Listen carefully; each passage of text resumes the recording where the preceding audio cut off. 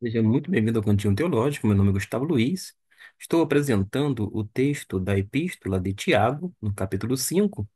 Vamos fazer um pequeno exercício para aumentar o nosso vocabulário em relação aos termos gregos. Para você que está iniciando o grego koiné, é importante que você venha cada vez mais e mais aumentar o seu vocabulário. Por causa de quê? Quanto mais você souber em termos de palavras, sentidos ou significados, menos vezes você irá recorrer ao dicionário.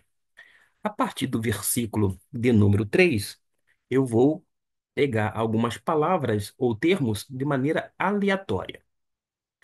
Observe que nós temos aqui a palavra no grego, conforme está sendo destacado, tis.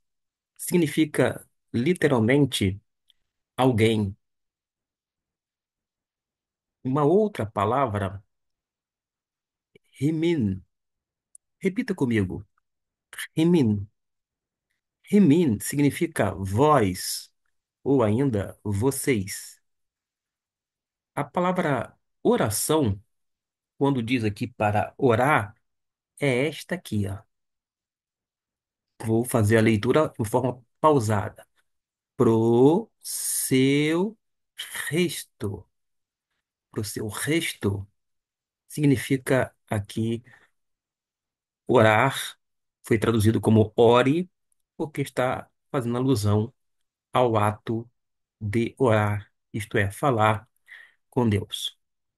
Vamos repetir para a fixação, teis, que é justamente aqui alguém, todavia foi traduzido como algum, ou seja, alguém que estava entre eles.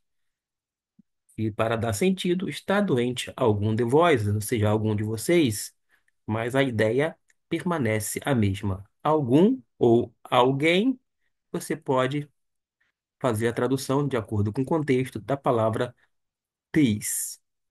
Uma vez mais, temos femin, que é vós ou vocês. Vamos para a palavra anciãos. Anciãos é a tradução deste termo grego, presbíteros. Como a sílaba tônica encontra-se aqui, podemos ler presbíteros. Presbíteros significa anciãos. Note que a terminação aqui está no plural e eis o motivo de colocar da mesma forma, fazendo a concordância.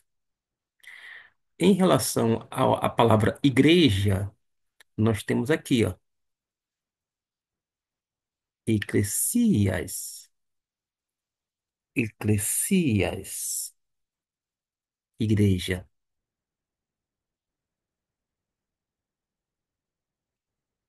Esta conjunção repete-se muito no Novo Testamento. Cai ou cair significa o e, corresponde ao nosso e. Como eu disse, é uma conjunção. Vamos para um outro termo, este aqui, onômate. Onômate significa nome, está fazendo alusão ao nome do Senhor, uma referência a Jesus. E o termo Senhor, conforme está empregado neste versículo na parte final, é Kyrio, Kyrio. Vamos agora para o versículo de número 15 e a gente vai trabalhar mais alguns termos gregos. Vamos pegar esse aqui, euer, euche, repetindo, euche, que é justamente oração.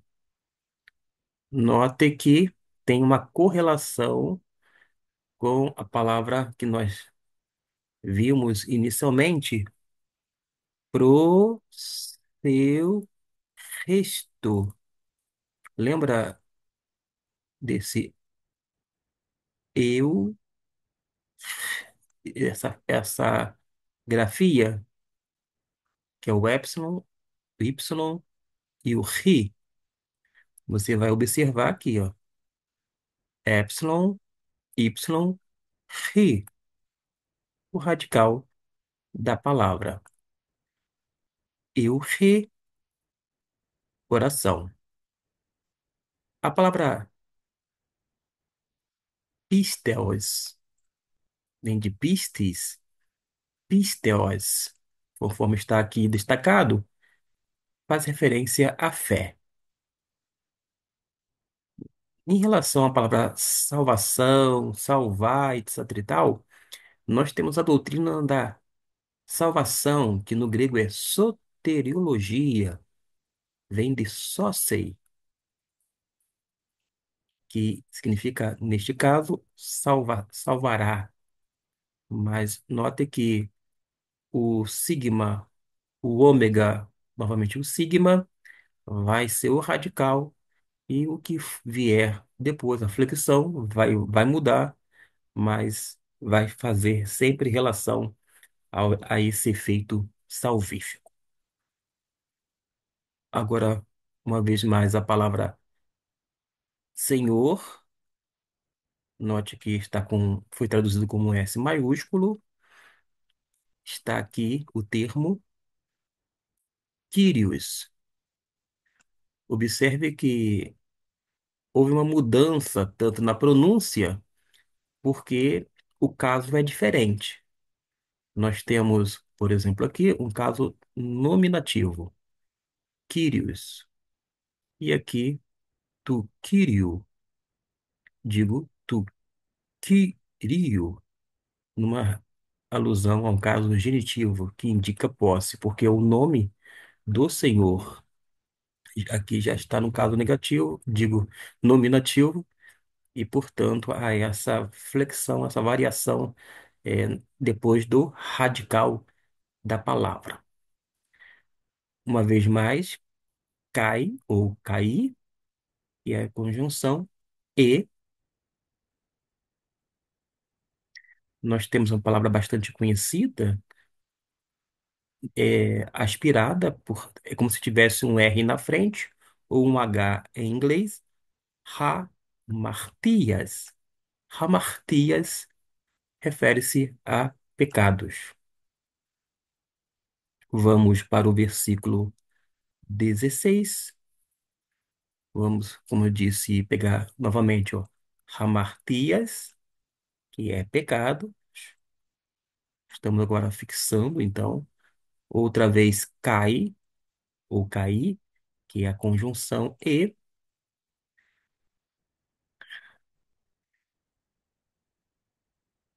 Vamos ainda fazer outra identificação. O nome próprio, Elias.